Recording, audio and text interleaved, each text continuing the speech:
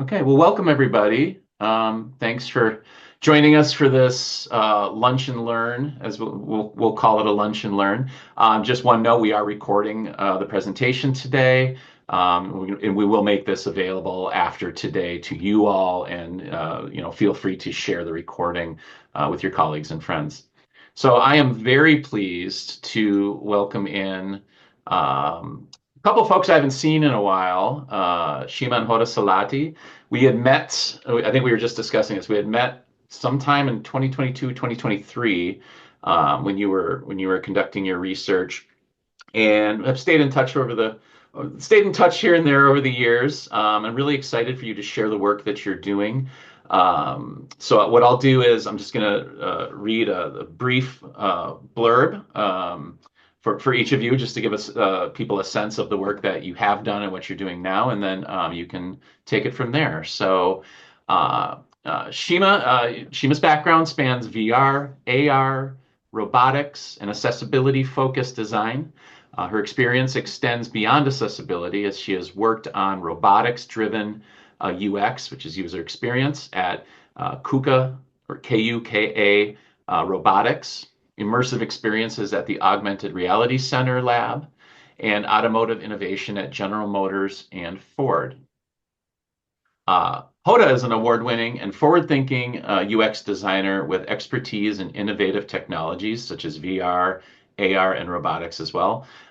Holding a master's in user experience design from the College for Creative Studies and an MFA in animation from Art University, Hoda blends creativity, technology, and design to craft user-centered experiences. So with that, I'm going to hand it over to you two. But if anyone has any questions as we go along, feel free to drop them in the chat. We will have a Q&A session after their presentation's complete. And if anybody has any accessibility needs as we go, please feel free to message me in the chat as well. So Hoda and Shima, please feel free to share your screen, and I'll let you take it up from here. Hello, everyone. Thank you so much for joining us for today, and we are so happy to present our work for you. I'm Hoda, as dear Michael mentioned, and just a quick overview about this project. This project is for our thesis project for masters in user experience design, and it is we spend about more than one semester on deep research, and after that, a semester on design. So based on that research, two applications were designed, and today we want to present them for you. So you can introduce yourself. Hello, everyone. Thank you so much for, accepting our invitation. We are very happy to present our work for you. And Hoda forgot to mention that this concept could get a lot of achievements and participated in a lot of conferences just because of the, collaboration of great people like dear Michael Bray and another great people.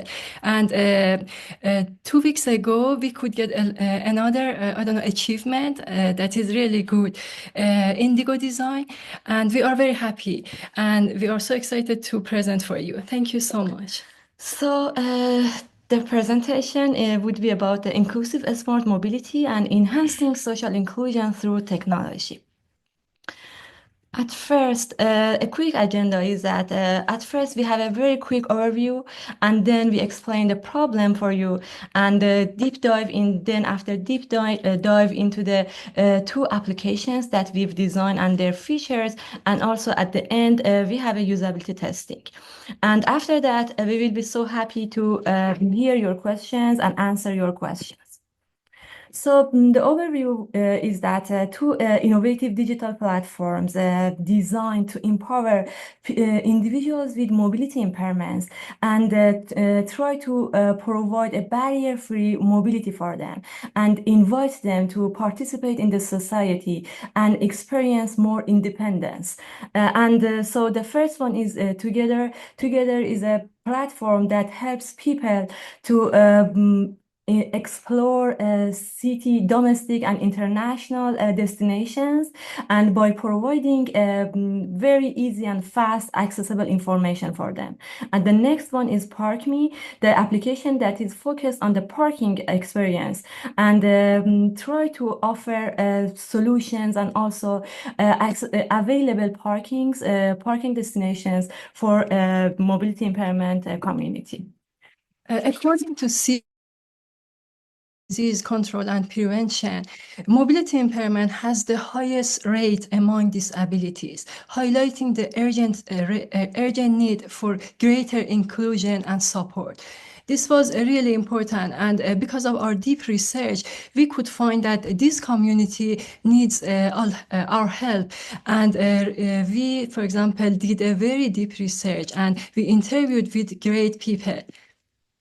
And as you know, we are living in ableist societies, and societal norms produce behavior and mainstream attitudes where ableism and able-bodied individuals are perceived as normal and superior compared to people with physical impairment. And why this is really important? Because in such societies, exclusion is more prevalent than inclusion. Everything from social attitudes, please notice that everything from social attitudes to information, services, design, and urban infrastructure is designed based on the able community needs, which can affect mobility, personal and social life of disabled communities. Maybe the most tangible example would be parking spaces.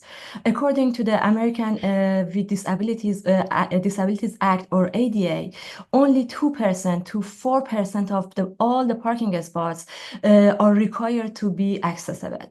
So, and according to the national survey conducted on 2018, 70% of people ignore going out of home because they just aren't sure about finding parking spot or not.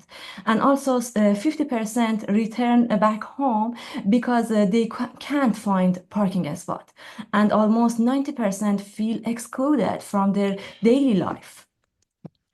Based on our research, we could find that mobility, social participation, and mental health are dependent on each other, and they have a direct relation together. And for example, maybe it's interesting, one of the good examples of this is that recreation and tourism are excellent ways to enhance social participation and improve mental health of this community. And tourism as a means to alleviate feelings of exclusion. However, in 2022, only about 50% of people, disabled community, didn't have any travel. So we should think about these rates. We did some interviews with our primary, secondary, and tertiary groups that are experts in the area of navigation, tourism, and also accessibility.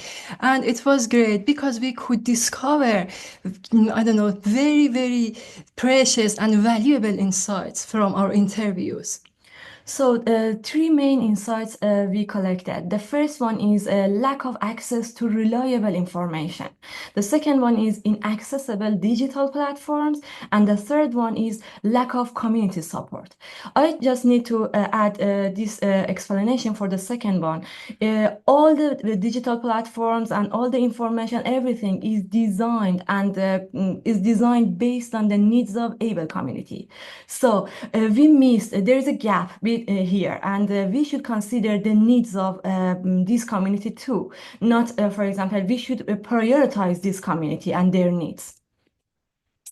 And then I try to design together application. As Hoda mentioned, this is an accessible digital platform for enhancing social inclusion. This is designed for people who want to discover their community, who want to travel to another states or countries. And here are some features for this application. One of the main feature of this is information access. This platform provides detailed information and easy access to accessible places and services to help users make a conscious decision for their inbound and outbound trips. This platform helps our users to be ahead of time and provides some accessible information with details about parking, restroom, elevators, curb cut, transportation, and also entrances. We discovered all of these features based on our interviews with our primary users. And for example, allocated some parts for this application, for example, for parking, sharing experiences of people about parking or about restroom. And maybe it's interesting that based on our, based on our research, we could find that there isn't any available application that is, for example, that is designed based on the needs of this community. And this is the first application. And people has the ability to, for example, see all the pictures and review all the comments, connect together. This application has the, for example, goal to connect able communities with disabled communities, or, for example, differently abled communities together. And also, based on the interviews, people mentioned that disability has different layers. So we can say that, for example, DIA in Detroit is an accessible, destination for all people. All people should, for example, evaluate the accessibility of the place based on their needs. So by providing clear and nice pictures for them, and users can see how much this place is accessible for their needs. This application is designed based on experience innovation. So it has some innovative features. And based on interviews, some people told that, for example, when we want to go, when we want to discover a place, for example, a restaurant, we don't know what will happen. So we thought that maybe, for example, a clear plan can help them. And for example, you can see that journey guide is a step-by-step experience, and people can see, for example, what will happen when they decide to go to a restaurant, to a hotel, or everywhere. So, for example, they can see everything and all the availabilities and all the accessible features, and they can download these features too. Yeah, exactly. This is like a map. And it tells them, for example, when you receive to the destination, where is the parking and how much the distance is between the parking and the entrance, and where are the curb cuts, and when is, for example, what is the next step and such things. So people can download this map and can have it with themselves and go through the destinations.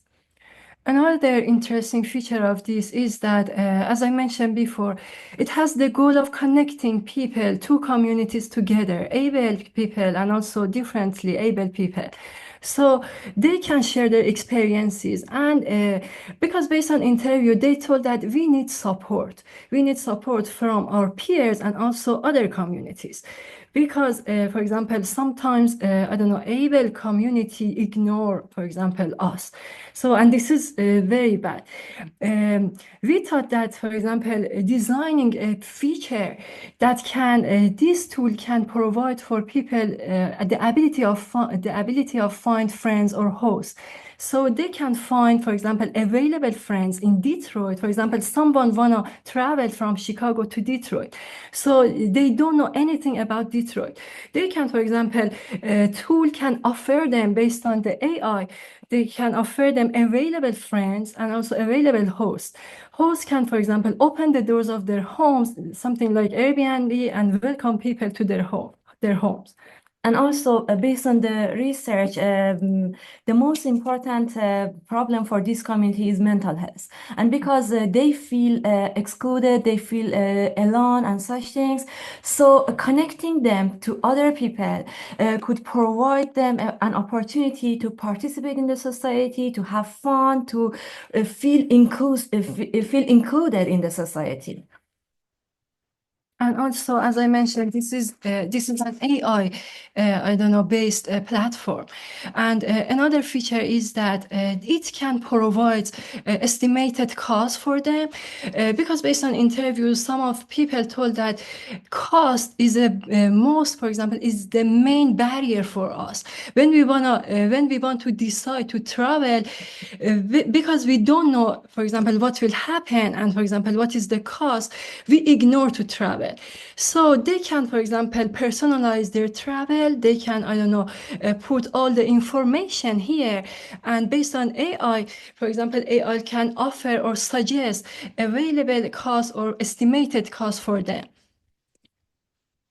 So the next application is ParkMe. I mentioned before, this is for parking, and the main goal for designing this application is that providing accessible experience for this community and help them to experience more independence, and also find parking spaces in a fast and easy way. So this application, as Shimo mentioned, both of them are designed based on the experience innovation. Their journey starts from home. So the main feature, one of the main features of this application is multi-destination parking. So in this application, users have the ability to reserve multiple parking destinations at the same time or simultaneously. What does it mean? For example, imagine I as a wheelchair user need to tomorrow have some meetings. For example, I have doctor appointment. I have to go to office. I have to, I don't know, go shopping. I have to, I don't know, hang out with my friends. So based on my plan, I can go to the application and add all the destinations that I want and go through the parking and find parking spots for each destination that I want. So, and based on the destination coding system, they can easily follow their destinations and follow their parking destinations. So the next one is accessible information. The most important feature in these two applications are maps. We designed two types of maps. The first one is a vector map, which you can see in the first mock-up. And the second one is the spacious map. So in the spacious map, we try to create a virtual experience for them. And they can virtually be in their destinations and visit the place and understand how much this place is accessible, how much are the distances and such things. For example, users can see that the parking spots are here, and for example, the entrance is here, curb cut is here. So how much distance is here? So a lot of things that these kind of maps are kind of interactive maps, and users can for example, find any accessibility features through them and also get access to the reviews and Also, another feature is that they have the ability to edit these maps too. For example, they can add their comments, and for example, they can, I don't know, edit previous comments too. And in this way, for example, they can engage in this application, and they can, for example, create these applications based on their needs too. Yeah, exactly. And the last one is we try to enhance the parking experience for them by providing reserving multiple destinations. And also, when we spoke with this community, they mentioned that, for example, it's correct that we have some accessible parkings, but if they aren't available, we can park anywhere that we want. So it shouldn't be just, for example, focusing on accessible parkings. So we designed three kind of parkings for them. The first one is a van accessible parking, which is bigger than regular parking spots, and it's suitable for ramp and such things, some equipment. And also the second one, accessible parking, and third one is regular parking.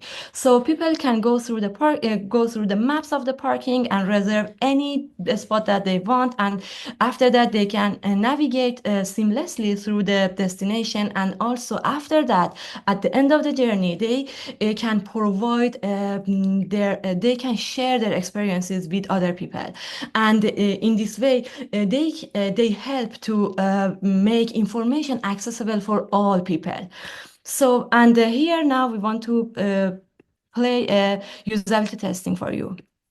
So I explain why I love this, right? So this is literally taking like Airbnb and also morphing it into Airbnb, accessibility, travel planner, like all into one app. Like this is awesome. Like I love your app. Like these so good. I've seen a ton of accessibility apps out there, but like let me put it this way, I've not seen a parking one before. I've not seen one that says, hey, I'm going to Detroit, I want to stay in someone's house, who can I go to? I've not seen one that has wonderful looking pictures that shows accessibility that's like, wow, like that is awesome. And so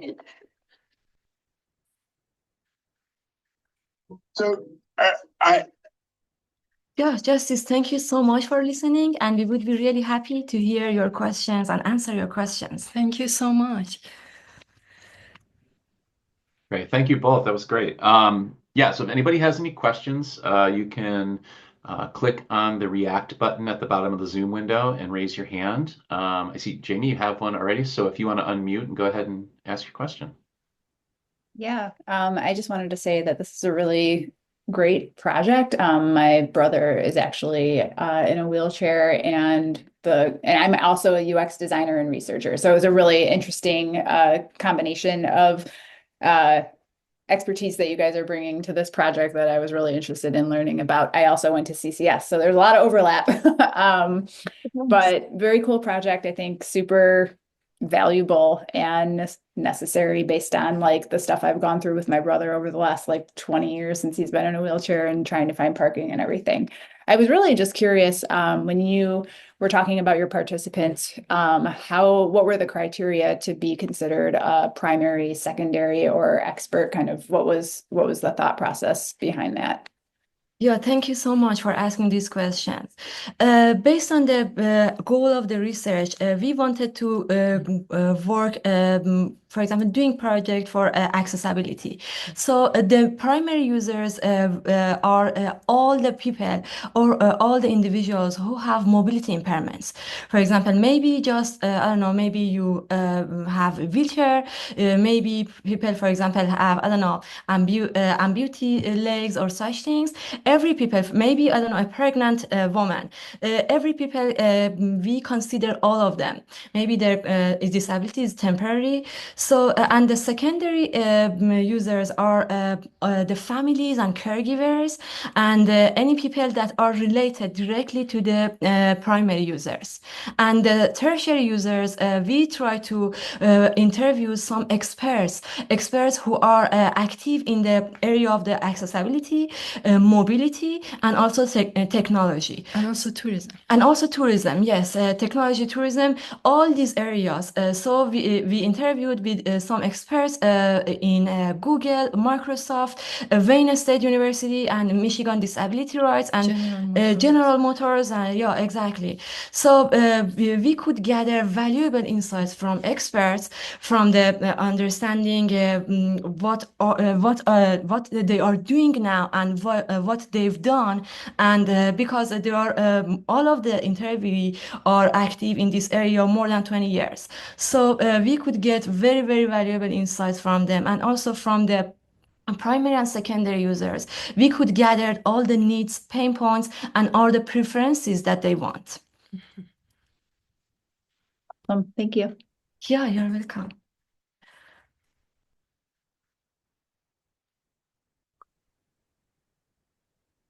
You can also drop your questions in the chat if you have a question for Hoda and Shima.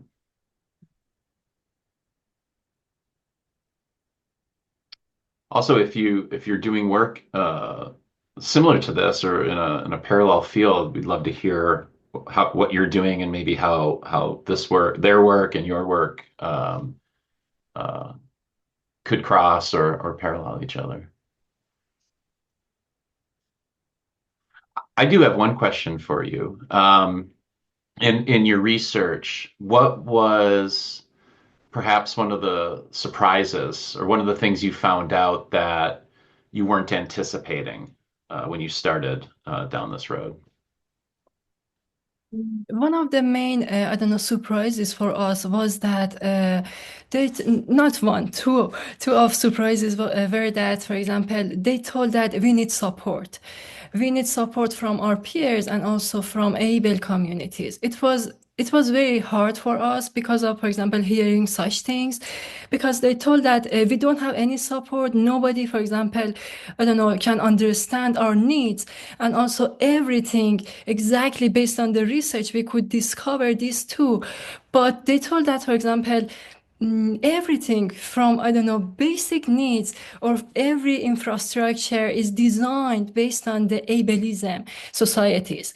So they told that, for example, we asked them, when you want to, for example, find or discover something, what is the main platform for you for searching or, for example, I don't know, gathering information?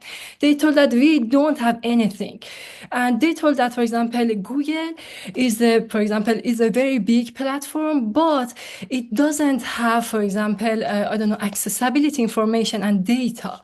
And based on our, for example, market analysis and business analysis that we've done, could discover that there isn't any available platform to, for example, that is designed exactly based on this community. It was very, very huge and it was very, very shocking for us, honestly. And another important thing was that when we asked them, for example, what is exactly your main, I don't know, need? They told that more information, just more information. Yeah. And also the other thing was that all people were very eager and like to participate in the society. Yeah, exactly. And they just want to have a very, very normal life. And they don't, but the design of our cities and everything, as Shima mentioned, are based on the needs of able community.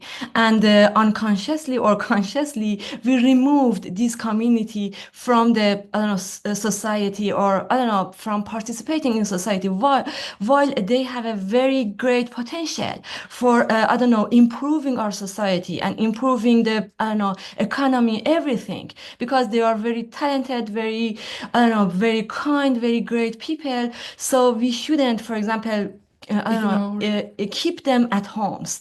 Yeah. And also, we should mention that all of us have disability, and we are a kind of disabled people. For example, disability doesn't mean that, for example, we should see in the appearance of people. It has a lot of layers. It has, for example, we have hidden disabilities too. So we should consider such things, and we shouldn't think that, for example, we are superior than other, for example, people or such things. So when we think about such things, when we think that, okay, all of us are, for example, disabled people, and for example, in such ways, for example, we try to design our communities based on, for example, just inclusivity, not exclusivity. Yeah, just this. Thank you for your great question. Yeah. And because of this, we designed the title of these platforms together. Yeah. Yeah. That's great. Thank you. And I guess just a quick follow-up to I'm seeing the other questions right now. So a quick follow-up to that. When we had our interview, I was really taken with your focus on tourism, because tourism and recreation. It's something you don't see a lot of as far as growing support within the disability community, although it's something that's sorely needed. And I think we had discussed, I know the Michigan Department of Natural Resources has had efforts in place over the years to make outdoor recreation more accessible. I'm curious if you have had any conversations since you started your research. I know you mentioned Airbnb and Vrbo.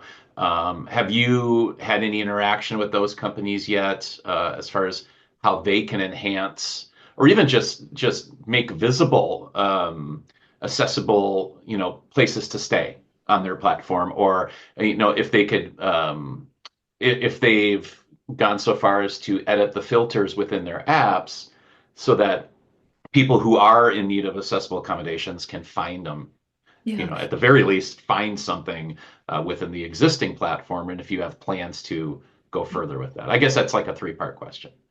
Thank you so much for your great question and suggestion. Yes, we are in the process of connecting with such companies.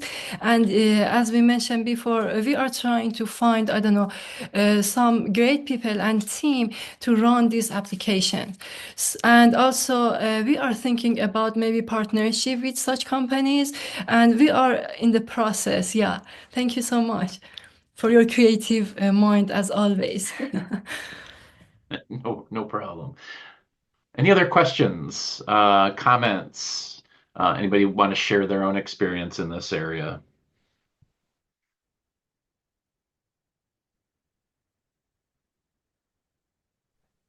I can give a comment. I work at a community mental health, primarily with people with intellectual and developmental disabilities. And I think this would be a very useful tool for many people and helping them become more inclusive in their communities. We're a very rural community. So then if people were to go to some of the bigger cities and stuff, they could easily have this app to find places like parking and accommodations that they probably aren't aware of. And that would just decrease that burden of traveling to different places and doing different activities that can be anxiety provoking in a rural area and kind of your day to day, as well as it aligns with like the HCBS information and just bringing that all together, or charting the life course of an inclusive life and relying on those natural supports and community supports instead of paid providers, mainly from like Medicaid funding. So I feel like this hits multiple check boxes in a positive way for people's life and becoming more inclusive. So I enjoyed the presentation. Thank you so much. We Thank you. appreciate your comment. Thank you so much and Yes. your feedback. Yes, and also your presence. Thank you Yeah, so thank much. you. Yeah, that's a really interesting point. Just to enhance inclusion alone. I mean, if you think about it, so every time personal story, every time I've gone to Chicago, I have major anxiety about finding parking. And so there's a few apps. There's ParkWiz, there's Spot Hero. So I could see this being just one of those apps, but more of an accessibility and inclusion focus on it. So yeah, it's interesting to think about the ones that exist that perhaps don't have that feature. So Jamie, I see you have your hand up. Go for it. Yeah, I actually was curious about the reality of developing this app, if you guys have any prospects for that. And also, if you are, is there a specific rollout that you're kind of thinking about because there's a lot of features in this app. It's like a very comprehensive, start to finish journey for the user, which is really cool. And I was just wondering if you've thought about how you what the first steps might be in kind of getting to that finish line. Yeah, sure. We had some discussions with experts in Google, and they mentioned that, and when we had a discussion with them, our plan is not very, I don't know, in detail, and we are in the process, and we just want to give you an overview. Because this app has a lot of features, so we prioritize some features that are, for example, the features that are easier and, for example, easy to implement at first. And for example, we have maybe 3 phases. At the first phase, we want to, for example, have a pilot project, for example, starting from Detroit, and create an app with primary features, not all the features. And after that, for example, test this in the and based on some open source information, we can, for example, build the infrastructure of the application and test it in the small group among a small group of people, and then go through the next phases. So we know that, for example, based on the feedback that we received from some experts, we know that creating this application in this format, it's not just for example, overnight. So we should, for example, design some clear and comprehensive plans for them, and after that we have planned to, for example, expand this over the country. Okay, cool. Yeah, I didn't know. I mean, Michael mentioned like Spot Hero and other apps that obviously do a lot of the parking search, and I didn't know if there was like a way to leverage kind of technology that's already been created by companies like that, so you don't have to reinvent the wheel, so to speak, with that sort of Yes, thing, like exactly. partnerships or what have you, to make it an easier integration or something like that. Okay, Yeah. cool. Thank Thanks. you so much for your Thank you. great question. Any other questions or comments? Oh, Rita posted. So in the chat, I have explored Wheel the World webpage that provide suggestions for travel accommodations such as hotels and transportation. Are you familiar with the website or company that she mentioned, the Wheel the World? If so, are there similar features in your app? I'm interested in such as a parent of an adult child with mobility dependence in my role as a social work professor.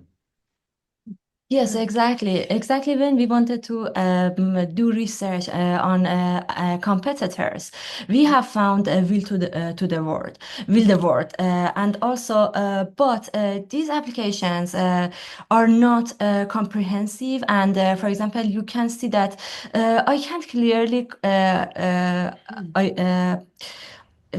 به یاد بیارم چی؟ Remember, sorry. I can clearly remember, but they had some limitations on their applications, and also user accessibility features. For example, they can find parkings, and the application, for example, suggests them near parkings, I think.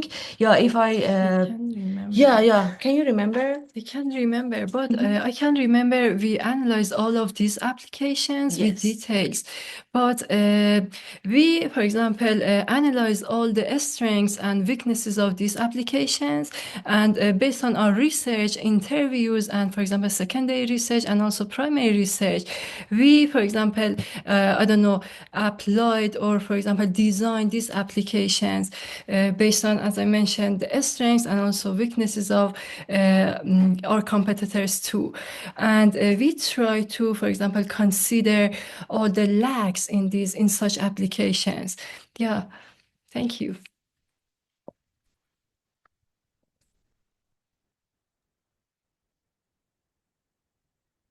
Thank you for all your questions. All right, last call for questions and comments. Well, Azui, I just want to thank you both for joining us today. This is great work. It's something that there's definitely a need, an obvious need, I think, and something that can cross over multiple industries while meeting multiple needs. You mentioned many of those gaps that currently exist. So I want to also put it out there to everybody on here today. If you are working on this similar work or know of anyone who is, feel free to connect with Shima and Hoda or myself. We really hope these presentations will spark more collaboration, particularly on these topics that are of great need when it comes to inclusion and reinforcing that social model of disability as we hopefully leave the medical model way behind as we move forward. So great. Well, thank you both. Thank you. We'll follow up after today. Like I said, this presentation was recorded. We'll make the recording available hopefully by the end of this week, and we'll share the link out to everybody who registered as well as with the two of you, of course. So Great. Thank you. And you're Thank you're you getting a so lot much. of thanks and great works in the chat as well. So, Thank you all so right. much. Thank you Thank for this you. opportunity, and thank you all for participating in this webinar. Thank you. Thank you so much. We appreciate all of you. And thank you so much, dear Michael Bray. Oh, We yeah. appreciate you. Thank you. No problem. Thank you. And I hope you all have a great rest of your day. Yeah. Yeah, you too. Thank you so much. Bye-bye. Bye bye. All right. Take care.